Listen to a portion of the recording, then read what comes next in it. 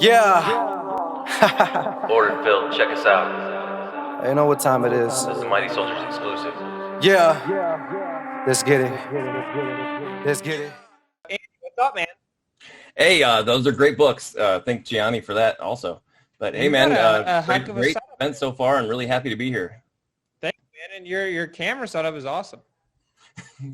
Yeah, we like fixed it. it a little bit. It was way over to the side before because I have a really big monitor in front of me, so I had to move it over a bit. Nice. And you have your Benzinga Pro there. I can't complain about that. That is my go-to tool. Always have to have Benzinga. Awesome, man. Well, all right. You're going to be talking to us about penny stocks. That's something I don't know a ton about. So I'm eager to see what you have. Take it away for us. All right, thanks. All right, so we're trading more penny stocks, so warning, penny stocks are extremely volatile. Please do your own due diligence. I know a lot of people think that penny stocks are, because they're cheaper, they're more affordable, but in the end, a lot of other, bigger caps, ETFs could be cheaper for you in the end. It just depends on your particular, how you trade and your risk tolerance. We're Mighty Soldiers Trades is veteran owned. We stream, we're live streaming daily in the pre-market session, small caps. And we're also trade option scalps, so like big capitulation moves. I don't know, big drop in AMD. If we have a bullish trend going up there, grab some option scalps on something like that really quick. And pretty much, I'm a rule breaker. A lot of people out there, they have all these different rules, like no pre-market trading, no after-hours trading, no trading for the first 15 minutes of the market, no trading on 15-second charts, 1-minute charts, no shorting because of the possibility of risk. Nothing under $1. That's a pretty good one to have, actually, being a small cap trader even. No selling naked options, pretty bad there. And no trading options in general, because you can lose your entire investment on something like that. And even no earnings trade, no trading into earnings, especially with options. I think that they're way overpriced before the earnings drop. And then, after that, I guess the smarter traders come in and scoop all those up. And basically for my setup for trading penny stocks every day, I'm using the 9, the 20, the 65, and the 200 EMA. EMAs because they're a little more responsive than the SMAs. And then on my 15-second charts, I noticed that the 365 EMA is often used as potential support and resistance. So I have added that to my charts. I'm kind of ashamed of myself adding all these indicators. I started with just clean charts. I had just candles on my charts to begin with. And then I also have the 50 SMA on my daily charts. And more to my shame, I added some Bollinger Bands to my charts. But what I do is I get rid of the mid, I get rid of the shaded area, and I just have some faint dotted lines for my upper and my lower, just to see, because these turn into some very reliable potential support and resistance all the time. So, left them on there, and they're sort of like road signs to me. And here's a slide letting you guys see exactly what my setup looks like. So I start here with the 5-minute. That's where I look for my setups, any sort of patterns that I'm looking for, anything, that's my go-to is the 5-minute. And then I'm going to immediately go from there. I'm going to look at the daily. Always look left on the daily. You'll hear me throughout this presentation, I don't know, several times tell you guys, always look left on the daily. As you see on this daily right here, you'll see these are nothing but huge upper shadows, which means price could not hold here and here. These are candles with a trend, so a solid green candle. It's going to be basically a red candle, so that means that just melted down, gapped down the next day, ended up way down here. So anybody who bought up here is crushed, and that's pretty much the story with most of these penny stocks. I also add in the 15-minute charts as well. And another thing, I thought that the 15 seconds were nothing but noise. When I first started trading intraday in penny caps, small caps, I had the 2-minute and the 5-minute, and I still had my 15-minute, my daily. It turns out that the 2-minute is too much noise, but not enough information to really know when you're experiencing a bump in the road, when there's going to be a nail in the road that you might want to avoid and not, you know what I mean? So anyways, so I ended up pulling up the 15-second charts one day, and I saw that there was levels that were being held consistently day in and day out. And I just I set in some moving averages that I'm accustomed to, which is the 65 and the 200 EMA. And it turns out that the 65 is one of the most reliable support and resistance zones on a 15-second chart, and on a lot of other time frames as well. We'll go into more about indicators later, but basically that's one of the most reliable. It either holds it as support on its way up when it's bullish, great momentum indicator, and then flips below it and, rejects, bounces to the 200, bounces back, rejects, something like that. So I also, you guys will have later on, you'll have Rob Smith on here, and I have a clean chart here. I think Rob would like this one. 60-minute, no pre-market, no after-hours data. I want to see these just like this, looking for some clean reversals. As you see, this one failed and did not work out. But Rob Smith with the strat, thank him for setting these up in my charts. Basically, it's all credit to him on that one. And again, this is just an example of my daily chart on the SPY. These are my upper Bollinger Bands. Like I said, it was dotted and faint, so they're not really in the way, but I can tell where these levels are, and you see the little red ones right here. That's the lower Bollinger Band, so I can see that. And then 65, this is typically blue on my charts, but the 50 SMA as well, only on my daily though. I only had it on my SPY charts for the longest time, but now I've added that to all my dailies because I see that it does hold up. And again, these indicators, go over this later, but they're just like a figment of your imagination. They're only potential support and resistance, just like anything else. Just like the lows are potential support and resistance, the highs are potential support and resistance. And you'll hear that often from Brian Shannon over at Alpha Trends. I mean, he's really great with this kind of stuff. So anyways, moving on. And here's my 5-minute charts. So this is, like I said, this is where I'm looking for my patterns. This is where I'm looking for my setups. We have this one big spike. We get news, comes across a squawk. We're always listening to the squawk. Charlie's awesome. And pretty much we see these spikes, and a lot of times these spikes don't turn into nothing at all. And we'll go over that later. But as you see right here, this held above the 9. That's what you're looking for. And a lot of people on bullishbears.com, they have a video that's really great on ride the 9. And so anyways, there's my 9 EMA, and then my 20. I used to have the 13, but I found the 20 is a lot more effective. It's like basically for me, it's ride the 9, add it to 20. And if it breaks below the 20, cut it, something like that.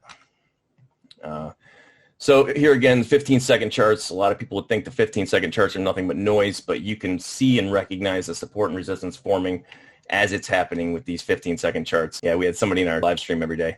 He named it Andy's secret strategy. So anybody reading into this acronym, it's somebody just created this Andy secret strategy. And what it is when we break south of the 65 EMA on the 15-second, we're riding high all pre-market. Usually the whole entire time it stays bullish. We're usually staying above this unless we pull back, consolidate, and rip to make new highs. But anyways, what happens is we usually bounce right here at the 200, can usually make that trade straight up to the 65 EMA. And when we grab this trade, one thing to keep in mind is if the stock slows down while we're down here grabbing this, instead of us working with price to get profit back up to that 65 EMA there, we'll end up actually the declining 65 will actually start coming down to our entry rather than us going up into profit. So that's just something to keep in mind. And if you can see this very, very faint line here, this is the 365. I make it so dark. Like I said, I was ashamed putting all these moving averages on my charts. But anyways, no, we get a bounce there as well. And as you see, it bounces perfectly at that 365 that you can probably barely see or not see at all. And then it comes and tests that 200 EMA as resistance on those 15-second charts. This happens day in and day out. And that's pretty much the strategy that we're talking about. We can grab the bounce there. We can wait for it to work its way back up. I close it right before it hits. I'm not trying to get a perfect touch or anything like that. I'm not trying to get it to break. And same thing with consolidation plays. If we have a consolidation play, I'm like basically drawing a line right here. I'm sorry, guys. If we got a consolidation play like this, I'm not looking to get a break to new highs. I'm not even looking for it to break real body high right here, as the upper shadow and the real body of the candles. I'm just looking for a lower high from where I grab at the lower support line on these. Moving on. And as you see, no matter how overextended the stock is, it always comes back home to the 65 EMA. So these things, straight spike, like I said, looks like it's going to rip to the moon. Everybody's super excited. And then somebody puts a big amount of shares in there. This thing starts kicking down. But, they always end up finding their way back to that 65. And it's just a temporary bust stop. It doesn't mean that we're going to, definitely bounce at the 65. Like I said, these are just figments of your imagination. They only are support when they are support. So I'm looking at the time and sales. I'm looking at the level 2. I'm basically, it's not just grabbing because we get to some line. These lines mean absolutely nothing. Price is what really matters. And So anyways, and same thing over here, we're we're working our way up. We consolidate, we pop and make new highs right up to that upper Bollinger Band. One of the reasons why I have it on my charts, as you can see. And when we did pull back down, we end up pulling back down directly and bouncing right at that 65 EMA again. So, I mean, something that if you're trading intraday and you're trying to get scalp moves, this is something you might want to look at. And it's, like I said, it's not that you're trying to get a moving average crossover. You're not trying to just buy or sell just basically because we get to a line. You're just looking more at what it's doing when it gets there. So how I scan for what's moving, Benzinga Pro is a big part of my trading. I think Benzinga, you guys rule pre-market. You guys absolutely rule small caps. Any small cap that's moving, Charlie comes across and he lets us know exactly what's happening. And I love signals. We've got price spikes, which is very effective, and halts. Halts are a big one. And then also new highs. New highs and new lows. This really tells you they can't really slip by unless you have a volume filter, some other filter on there where you don't want to see it. Anything making new highs or new lows, you're pretty much gonna, you're gonna see what's moving in the market then. Oh, and another one, we don't have any static watch lists. I'm not trying to put out a watch list to where, I know that CGC has news coming up and, check out CGC because it's going to pop. Nobody really knows what's moving and what's going to pop in the market until it is, unless you're really investing or swing trading or something like that. Like for me, what's moving is what's moving. And you guys do a great job at letting us know with Benzinga Pro, as well as over here at TradeStation. I got the TradeStation hot list. We have rapidly rising hot list, rapidly falling. We have our top percentage gainers that is very valuable. On the top percentage gainers, it's amazing because, I could have number 8 right here and it's working its way up the list. And I can tell that that is definitely going to be the monster of the day. Speaking of monsters, we had like a stock like SPI that ripped 4,300%. So this is pretty much why we trade penny stocks. Probably go over that a little bit later too, but watching those come up that list on that top percentage gainers, and then always looking at the gappers. We're looking at the gappers. We post it daily on Twitter from Benzinga as well. And for me, I like to trade with limit orders. I don't like to use market orders. When I first started trading, the one thing I did not want to do, I didn't want to add, put multiple orders in. I didn't want to build a position. I did not want to scale in. I did not want to scale out. First of all, with the trade fees, like how can anybody afford to be scaling in and scaling out? It doesn't matter, what you start with. Like it's pretty expensive to do this. And then, for me, limit order, I had to hit that precisely to get filled. And I didn't really know how to do it. So a market order was just very simple. I click the button and it ends up filling me. And the problem with that is, another thing is the limit order, in order to get in, I have what I call stealth orders.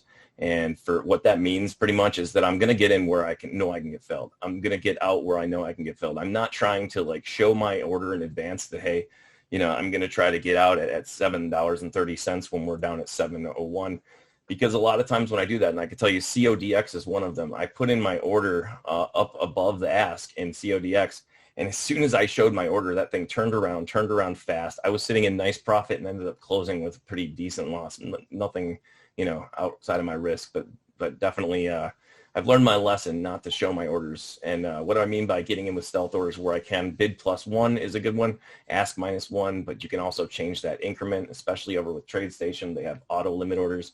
I can get in bid +3. I can get in bid +50 cents if I like. It's pretty much really awesome over there. I can change those how I see fit. And I usually use GTC orders, good to cancel orders, or else I'm using day plus. If you guys know, I trade mostly pre-market, so that means there's no stop orders anyways. But during market order hours, warning to anybody in here, if you're using GTC plus or day plus orders, you're pretty much making it to where you cannot put a stop order in. You have to switch the order type in order to even put that stop order in. So something to keep in mind if you're looking for a hard stop, if you're looking to put that in there to have your security, your safety, and you're not going to stop out on your own, which takes a lot of discipline. You definitely want to make sure that you probably just have day orders and you're trading during market hours. But the thing is with limit orders, you can feel the stock. You can actually, if you put in the order and it pulls away from you really fast, or like I said, if you're trying to sell and it pulls down really fast. I've even had it to where I've tried to get filled on the bid, wouldn't fill me. I've tried to get filled on the ask for a sell, wouldn't fill me, jump in, running away from me. And so basically penny stocks, like we said, penny stocks are very volatile. Very unpredictable. Always expect and be prepared for the worst. These things every single day, I'm up, they see me, I'm down, something about in the army. I'll probably say that again before this presentation's over. In the Army, basically, we're running drills or whatever, and we're supposed to say in our heads, we're laying in the prone position in cover, and we get up and we run and we say, I'm up. They see me, I'm down. By the time you say I'm down, you better be down. And that's kind of how penny stocks are every day. They pop up and they pop just back down just as fast as you can see them. Sometimes it literally is that fast. As soon as you touch them, put your order in, that's the end of it. It's right back home where it started, previous close. Penny stocks are especially volatile, where you said that low float stocks can be downright ruthless, and isn't that the truth? Not only that, penny stocks, they have a little more leeway. They're low float. They can kind of take a detour just to crush you a little bit, So, and as I already said, I'm up. They see me, I'm down. And here's an example of that right now. We have basically nothing, just flat, thin volume, light on volume. Thing starts ripping. Everybody thinks that this thing's going to the moon. They're buying as much as they can, probably right up here in this upper shadow is where they're buying, or maybe even here in this big, huge, like doji candle. Anyways, so immediately this thing's just kicking back down. So not to the moon. It ends up right back where it started. This is 90% of all penny plays.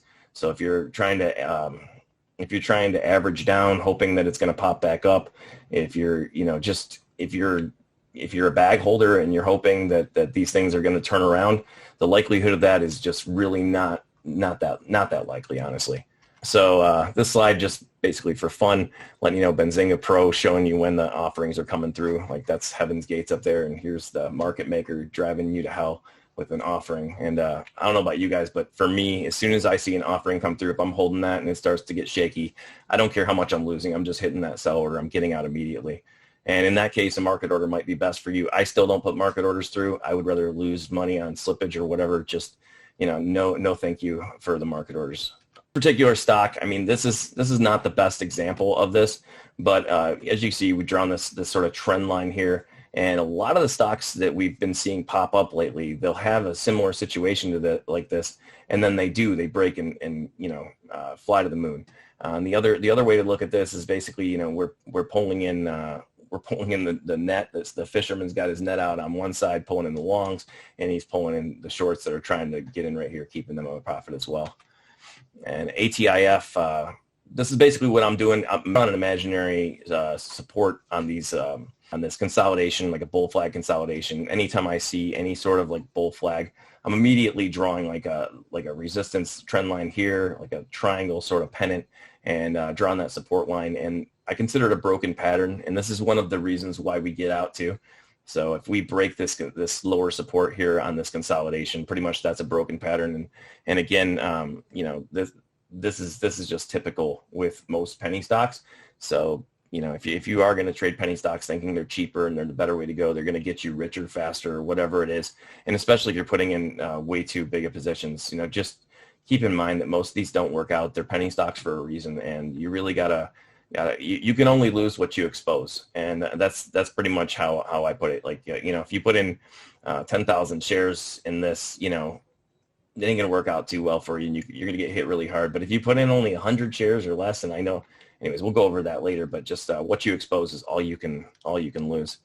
And pre-market gappers, same thing. The gappers in the penny stock world, this is like, this is the bread and butter of all penny traders, small cap traders. They're all looking for the gappers. They worship the gappers. Pretty much everything is about the gappers. And this is really what happens to most of the gappers. As you see, we pull back down, we break the support of this real body on this candle, and get rejected at this 9, hold the 20, and then finally break below that 20, and then off to, like that previous slide, off to hell pretty much. I always tell everybody in my room, trade the worm, you're bound to be the catch of the day. And what I mean by that is right when you're in this candle after this big spike, this thing gets pretty whippy. It gets pretty intense. It looks like the best thing you've ever seen. It really makes you feel like this thing is going to fly to the moon. There's no stopping this stock. This is this stock's about to enter beast mode. It's going to be that 4,300% ripper, and that's what's in everybody's mind. And the truth is that's really not the case. More often than not, that's why I'm looking for predictable areas of consolidation rather than looking for something like this. So don't trade the worm, trade the pullback, and I'll go over that later. It's more like catching a football. And for anybody that's not familiar with candlesticks, we got the high of the candle, low, and this is a bullish candle. This one's green, so this means it's opened here and closed here. The red, the bearish candle is just open up here at the highs and close down here rather than And when I a lot of people refer to these as the wicks. These is the upper shadow, and this is the lower shadow. And one of the things I'm looking for when I'm trading, it's not necessarily that we need to look for some patterns. We don't have to have an encyclopedia of pattern books, which I recommend everybody study as much as you can. Learn as many patterns. Learn what other traders are doing. Don't ever limit yourself on your learning. But the point is that you don't need to become like an encyclopedia genius and a trading engineer is another way I say it.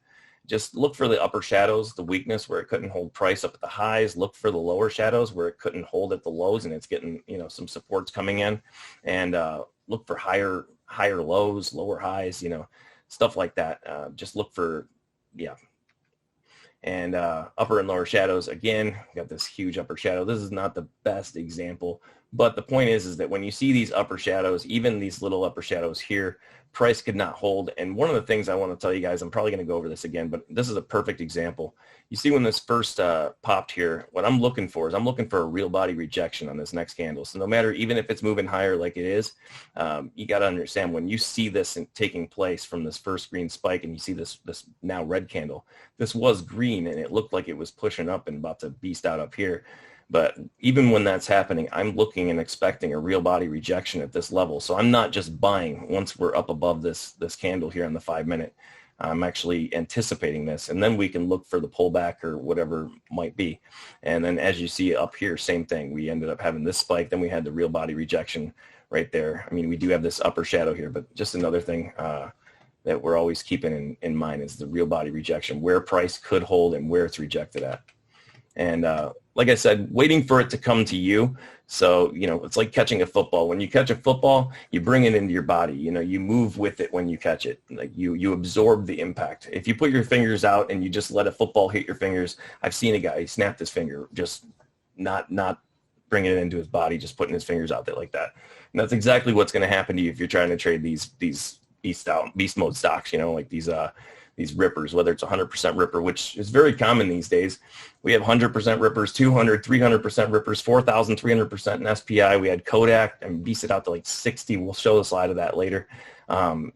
Just amazing moves in these things, but it's not as easy to trade them as you would imagine. When I first started, I'm looking at these things, okay, so it was 97 cents. It ripped up to $2.30, and I'm doing the math of all the money I can get in between, thinking that that's going to be, that's what we can do, and that's really not the case. So anyways, as you see this first spike, we pull back green right there. I'm always telling people in my stream, I don't give out my entries. I'm not like, okay guys, enter here. I don't tell anybody where to enter. I don't tell anybody how or where to trade. I just say what I'm doing, and if they can learn from that and become better traders on their own, that's what I'm looking for. I'm not really trying to feed anybody trades, but all the time I'm like, all right guys, I grabbed the low of this and I sold right here. And like I said, I'm looking for like the real body here. I'm not looking for all-time highs. I'm just looking for these predictable areas of consolidation. Same thing up here. We pull back, I grab the lows and I'll sell right at the high of this candle here without even trying to get the whole full move. It's really not necessary. And as we said on the daily earlier, always look left. As you can see right here, we got a huge upper shadow, nice background. Alyssa made this for us. Couldn't hold, and basically same thing with this huge spike. It held this day, but then all the way back down and continuing down from there. And any bag holders, man, they would have wished that they didn't hold the bag on this.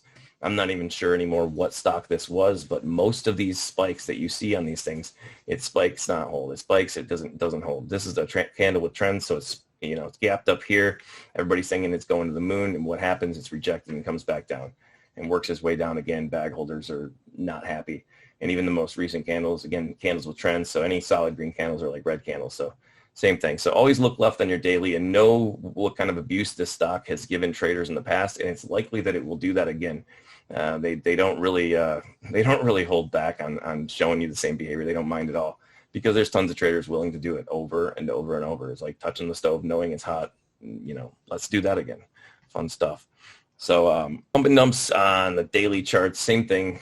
You can see a big, huge upper shadow. So price is way up here. You got to imagine that it looks pretty solid when it's up there during the day. Everybody's thinking these are the best thing ever. These are the ones hitting the scanners, and it didn't hold here. It didn't hold here. It did not hold there. All across the board. So this has a past history of abuse. This is Jill. Jill's definitely. It's like getting in an abusive relationship where you have a very controlling partner. That's trading. That's trading these stocks like Joe. And ATIF, know what you're trading. Always check the daily again. I have the same trend. Sorry guys to really beat this in, but it's just really important to know that price never holds on any of these spikes. And everybody that buys these, they're thinking that this is the spike. This is the news. This is the greatest news I've ever heard. And not only that, you hear the news and it sounds really amazing. The news makes you think that this is literally like this company's turning around now. The whole world has changed for it. I not only want to trade this intraday now, I want to invest in this company. This is the best thing ever. And then you find out later that the news isn't what you thought. There was supposed to be $4 billion in the news, but it's really going to be more like $10 over the next 2 million years, per year. And it's really not going to move that situation at all.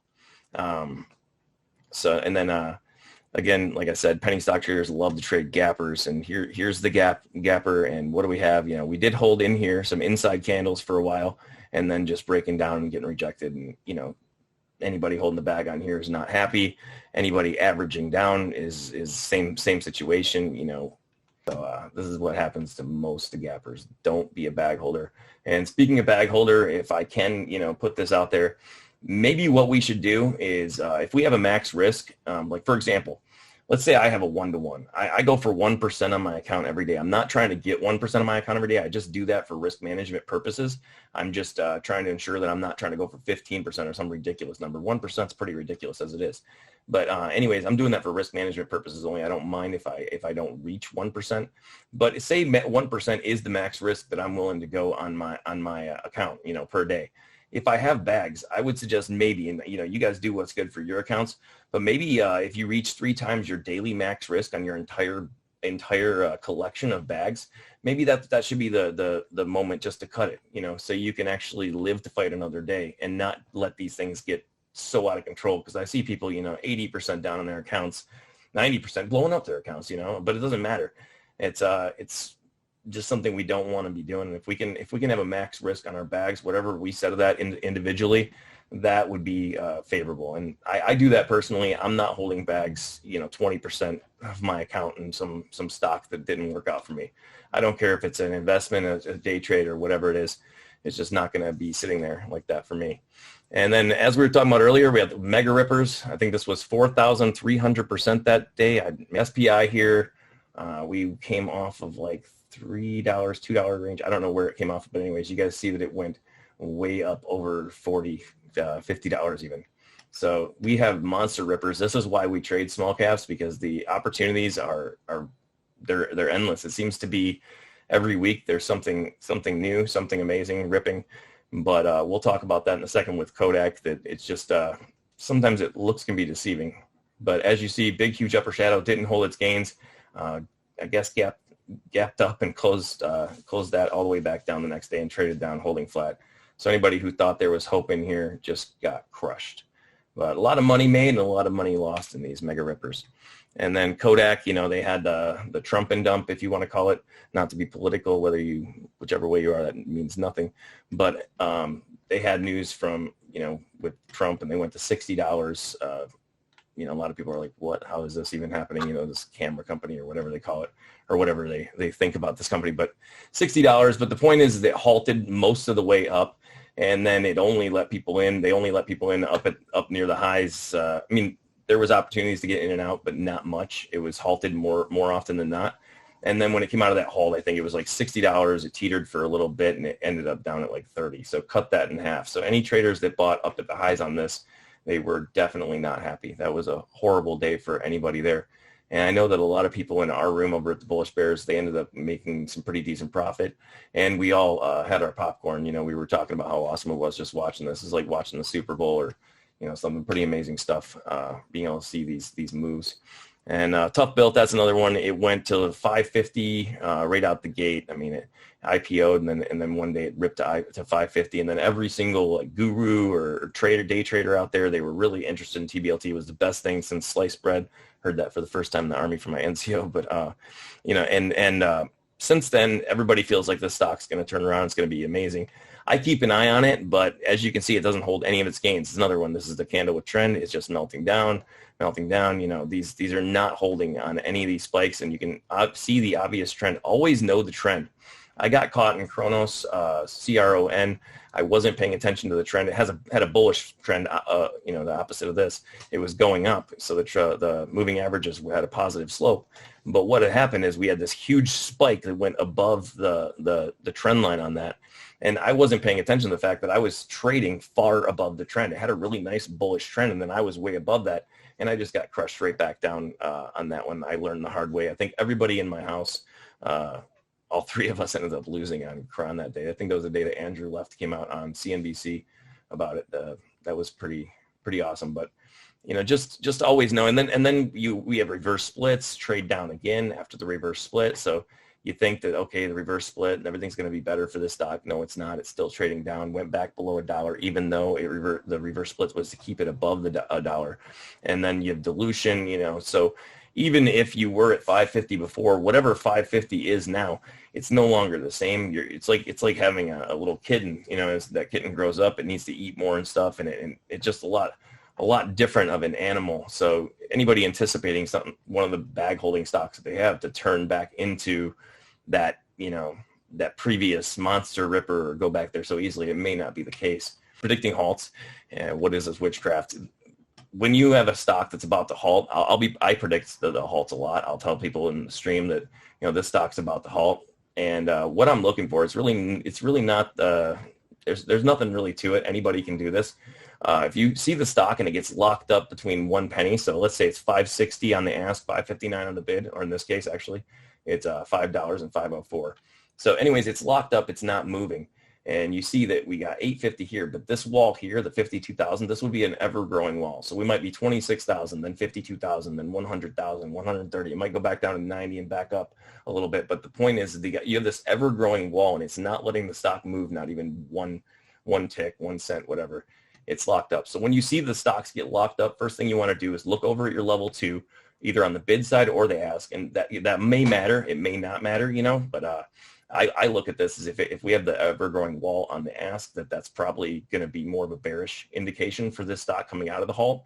And if we have a huge wall growing on the bid, probably maybe gap out of that real quick. And even if we pull down, might gap out and get a little more profit really quick. But just watch for those walls, ever-growing walls while it's locked up. As soon as you see a stock locked up like that, look on your level 2 and look for the increase in the walls. Here's another one where it's on the bid, 98,000. You got 1,500 here. And, they grow like 98,000 and it's 100,000, 200,000, then it's 300,000 on the bid.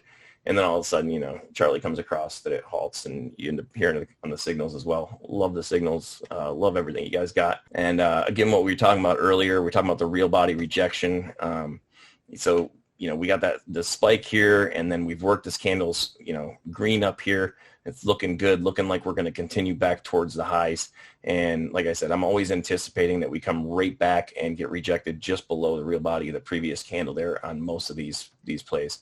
And then if we're working our way, say, we dropped off. So if we drew a line right here, this would be the consolidation for whatever consolidation that we were thinking it was going to have to maybe go and, move and make new highs for like a bull flag consolidation, whatever you want to call it. As soon as we break through that point, I'm looking at any time when it starts to recover back there that it's going to get rejected right at that same exact level. And as you see, that's exactly where we got another real body rejection right at this level. And what's happening there is people that bought up here or anywhere in here, they've averaged down here, but they're not being let back into profit. So this is pretty much their line. This is their entry. This is where they got in, so they're coming right to zero and then they're kicking them back down. It's like, okay, you don't want to sell, let's go down for another run. And, let's hang out there. Now we're not getting back into profit. We're getting kicked back down. So we got some more averagers here, another flat real body resistance line.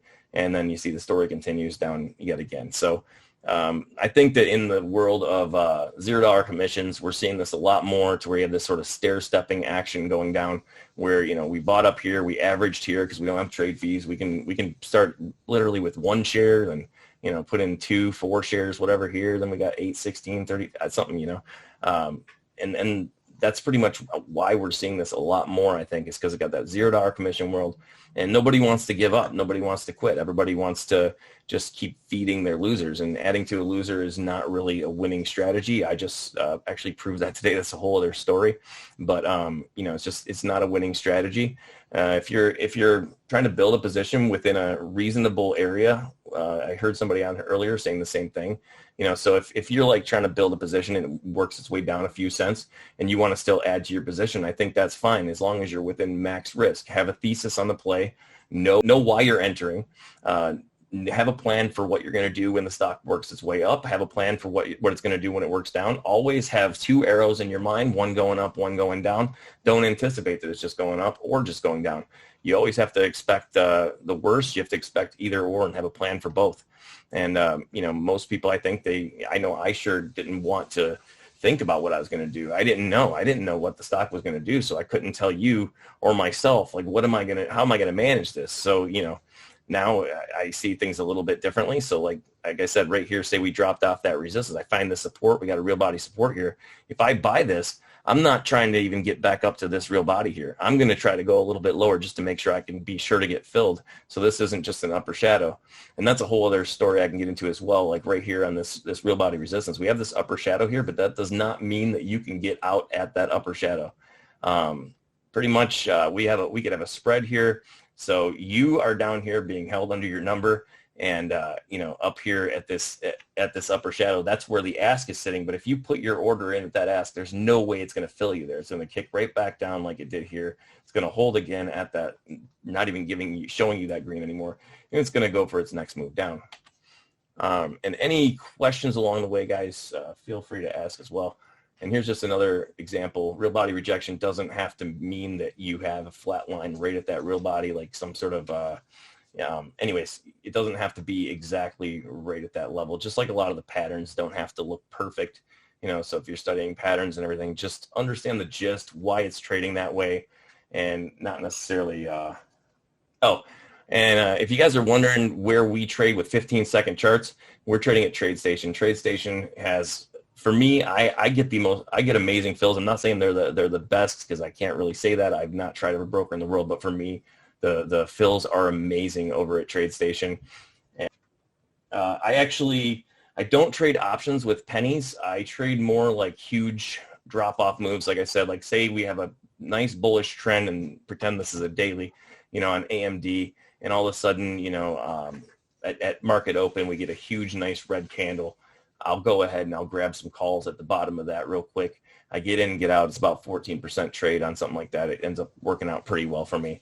But yeah, we're always looking for this real body rejection. Whenever we're up and you think it's going to the moon, just make a mental note that it's just as likely that we'll get that real body rejection. We'll start working our way back down. And as I said earlier, indicators are a figment of your imagination. So, what that means is that these are only potential areas that might mean a trade is there, might mean that you should stop out there. Does not mean we just trade it just because it is there. In doubt, get the freak out.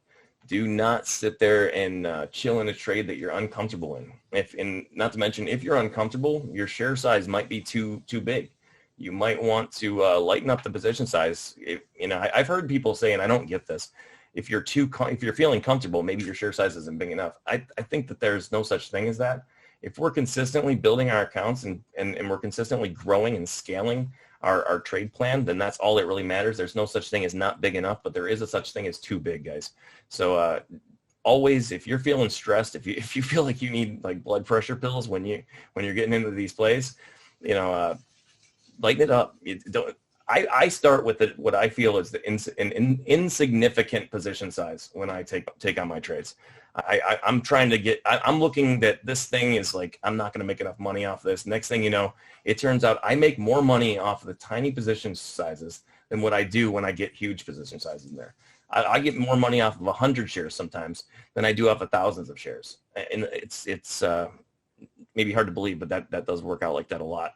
And don't believe this. I hear this a lot. Even a respected colleague, they won't bother you if you have less than 500 or 1,000 shares in there. The stock will not get aggressive and turn against you. That is totally false, absolutely false. Market makers or whatever will not sense you or care about you if you have a tiny position. If you put in even 1 share at times, guys, they'll react just the same. 20 shares, same thing. So don't believe that oh, I'm too small, they're not going to even bother with me. They don't even know I'm here. They know you're there. And yeah, you'll get punched in the face with any share size. I know this from experience. I've been punched in the face with all different types sizes. And stopping out, close out your losers. Like I said, have a max risk on every play. Have your thesis, have your plan on how you're gonna stop out and how you're gonna take profit, either or. Maybe both. Sometimes you might take partial profit and then you're stopping out. Like, you know, if we are in a lower end of the consolidation and we pop up to the highs, might take half that profit off and put your stop right back at where you entered in. That way you're losing no money and you're in there with profit. But close out your losers, and the way we do that is we're looking for broken patterns. Like I said, if we break the consolidation on a bull flag, for example, that's a broken pattern now. That's looking ugly. I've seen ones where they pull down and they hang here like a little cliffhanger, and then, you know, it looks like it's about to die. Then it flies up and makes new highs. I've seen that happen, but that's the rare case. That's not what we're looking for to profit. We're not going to worry about missed gains and getting our money back. These are things that kill accounts. So anyways, candle by candle, that's another thing that you can go by for stopping out. But this is really important. If you're in trouble, do the shark. When a shark attacks, what they do is they roll their eyes in the back of their head when they attack their prey. And pretty much that's what we're doing. If you feel like you can't stop out, you can't force yourself to hit that button, do like the shark does. Just roll your eyes in the back of your head and take that hit and move on. You're going to be better off for it in the end. You're going to be able to come back, live to fight another day. So, then, you know, protecting your capital, this is this is why it's so important. Because if you get like a 10% hit, you got to get over 11% to get back on your account if you take a 10% hit on your account. If you take a 30% hit, you got to get over 42% just to get back to even. And now if you take a 90% hit on your account, you literally have to get 900% to get back to even. This is like, people don't realize this. I didn't realize this, you know. So just definitely protect your capital at all costs. And pretty much any questions, guys. Hey, can you hear me? Yeah. Can you hear the fire alarm in the background? Oh, yeah, it's awesome. Yeah, it's great. I love it. Happens once a week. Sorry about the noise in the background, guys. I did get a text telling me to disregard it. I texted them back, then turn it off. They haven't done that yet. Andy, we're getting a lot of love for you right now in chat. People are very interested in joining up wherever they can. What's the best place? I see that you got the URL right there. Would you suggest that folks go straight to mightysoldierstrades.com? mightysoldierstrades@gmail.com. Any emails if you guys want to send them my way. mightysoldierstrades.com. That's our website, but we are streaming live on bullishbears.com currently. They have been gracious enough to invite us over there, and they've opened up a small cap room for us. And, you know, I think that there's even more to come in the future as far as education. And but that's where you can find us live every single morning starting at 8 a.m. is bullishbears.com.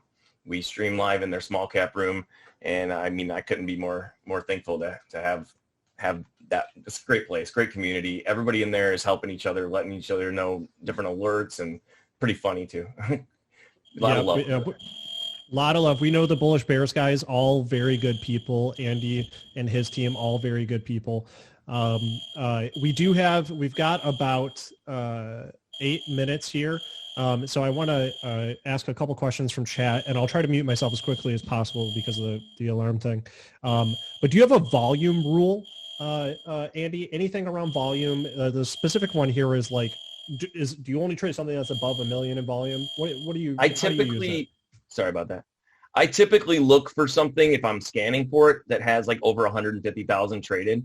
But the thing is if sometimes I'll see a spike in the pre-market and it will pop up on less than 200,000 volume, and I'll see it kick down really hard. What I'm looking for is greed. I want the biggest, most greedy, fastest candle I can find, and I'm grabbing the bottom of that and letting it work me back into profit. So sometimes I will trade things that are actually less than 200,000 in volume.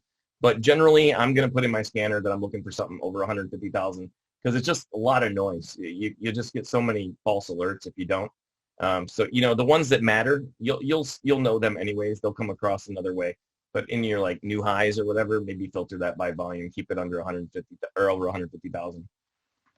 But I mean, you could even go 300,000. Like, just definitely want to have the volume, have the momentum there. Got it. And then, yeah, we got some more. So down to looking at your charts, what frequencies are you typically looking at when you're looking at chart? What do you mean? Like what? Like minute, 5 minute? Oh, the 5 minute is where I find my patterns, and where I'm looking for the bumps in the road, the nails in the road, so to speak, would be on my 15-second chart. But that's not where I'm finding trades. I'm not looking for trades on a 15-second chart at all. I'm looking for trades on the 5 minute. And I'm paying attention to the 15 minute because a real body rejection is extremely valuable on a 15-second chart. And then, as I said earlier, I'm always looking at the daily, seeing if there's any big, basically, are we holding any of these gains? What's the overall trend in this stock? And you'll find with most penny plays, small caps, big rippers of the day, 100%, whatever they are, most of them do not have a positive slope on any moving average. They are a negative slope all the way down, and they're just continuing to get worse and worse. Dilution, reverse splits, and beyond that, So, yeah, it just definitely, it gets pretty bad in Pennyland. Yep, it gets pretty bad in Pennyland. I like that. So true. Guys, we still got a few minutes here. Any additional questions? Perhaps, I don't know, Andy, if you're up for it, if they have some tickers that maybe you can take a look at and talk about. I mean, I have no problem looking at anything. Like today, though, if you really want to hear a story, I decided to do like a kind of a case study on averaging down today in GTEC. Is that what it was? GTEC. And basically there was not any relief. It didn't bounce at any of the most predictable spots that you would think that it would bounce at. No relief at all. And then as soon as I sold this thing, it decides to rip and make new highs and fly to the moon. And I was joking earlier that pretty much that was like our meetup money for the community, that all our beers and our food was right there. Because, I just took I was just pouring it in there, just to basically, like this, it didn't give any indication that it was going to pop at all. And that's why we don't add to losers, it's just, and I hope that I heard a lot of people in the community were really happy that I had told them about that, and that I basically shown them, because I think a lot of new traders, they don't really understand how bad and abusive, so to speak, that it gets. And, there is no hope until there is. And sometimes that hope comes after you're out. I hear over and over again, it ripped as soon as I sold. Well, it did. It ripped as soon as I sold. So great loss today to learn from on my part. So I think that it might just be that, but I was wondering if there's one thing for someone that just has heard of penny stocks, understands a little bit about the volatility being a benefit there. What's one piece of advice that you would enshrine in gold for that person that's just getting into it? I mean, basically, I would just say don't chase. Don't try to grab when it's pushing the ask. Always wait and let it come to you first, and try to find that predictable area of support in a consolidation or whatever, before you're grabbing it. It's if you're just looking for green spikes and you're chasing the ask, you're going to get crushed. You're going to get totally destroyed. And then the same thing is with resistance, trading resistance breaks. The two things that I think most new traders look for is a resistance break, because it's so easy to find, and a hammer to buy at the lows. And both of which are, very, they don't work out as people think. But the resistance breaks is over and over again. It's just asking for tons of abuse. So if you are trading at or around resistance, wait for some sort of confirmation. Wait for it to come to you. Let it pull it into your body like the football, Don't just grab because it looks amazing and looks great, like it's going to fly to new highs, because it's going to be devastating for you, and then you'll be the guy that's trying to regain losses. And then also just don't ever, I said this earlier, but don't try to recoup losses. They're gone. Just trade better next time. There's no such thing as trying to get back losses and missed gains. Again, there's no such thing as missed gains. Got to put that out of our heads. This is a losing plan if we even have this in our head at all. We're going to destroy our accounts just because it's negative emotions, and it takes away from the overall trade plan. It's just trade what's before you. Trade the chart, and trade the chart, not the news. The news brings us there. It's the catalyst that brings us there. It's not doesn't mean what it's going to do. Oftentimes you'll see even in the big caps, the blue chips, you know, they'll come out with the most amazing news ever, amazing new earnings ever. And what do? It's nothing but abuse. And, you know, I say abuse, but, you know, it's just the way it's trading for whatever reason it's trading. But yeah, I mean, like, don't think just because you hear this great grand news that it has to do anything. It does not have to do anything. Anything else? No, I think we're just about at time. I'm gonna try to save everyone as much as possible from the screeching of that fire alarm. It's really not that bad for me. It's not? Okay. Then I'll stop apologizing for it. Andy, thank you so much for making the time to be with us. Cannot wait to have you back again once we get back around to our next event. Awesome. So yeah, thanks, man. Thanks so much. Thanks, Neil. Thanks, Benzinga. Everybody, I'm very honored that you guys had me on here. This is awesome. If you guys only knew. Thanks so much. Our pleasure, man. All right, take care. Yeah. Ordered filled. Check us out. You know what time it is. This is the Mighty Soldiers exclusive. Yeah. Let's get it. Let's get it. If you wanna take it to the streets, let's get it. If you wanna take it to the booth, let's get it. I'm about to take it to the top, let's get it. We ain't never ever gonna stop, let's get it. You ain't never heard nobody spit like this. Call the paramedics when I get like this. Front page news when I wreck like this. Hop in the booth and I wreck that shit like, If you with the squad, then you already know what's up. It be going down, but my account is going up. I'm about to make another 100,000 bucks. Rolling up that chain, I'm about to take another puff. Hold up, I made a killing, now my pockets got swollen. Independent, now I'm taking over. I'm a lot richer, you a lot broker. I'm a pot smoker, stockbroker, blowing up like a supernova. On my mama, I was born a soldier, the best in the game, man. I thought I told you. If you wanna take it to the streets, let's get it. If you wanna take it to the booth, let's get it. I'm about to take it to the top, let's get it. We ain't never ever gonna stop, let's get it. You ain't never heard nobody spit like this. Call the paramedics when I get like this. Front page news when I wreck like this. Hop in the booth and I wreck that shit like, I am unstoppable, I can do anything I ever wanted to. Never did anything they ever wanted me to. Got on my side and I'm not gonna lose and they're not gonna win. I see them, the haters, it's all cause I'm getting dollars again. Commas on commas on commas, I'm buying the dip. The market is dropping again. I can see him hating from the sideline. If you see a hater, tell him bye-bye. Watch my money grow, grow, grow, grow. And my wifey like, whoa, whoa, whoa, whoa.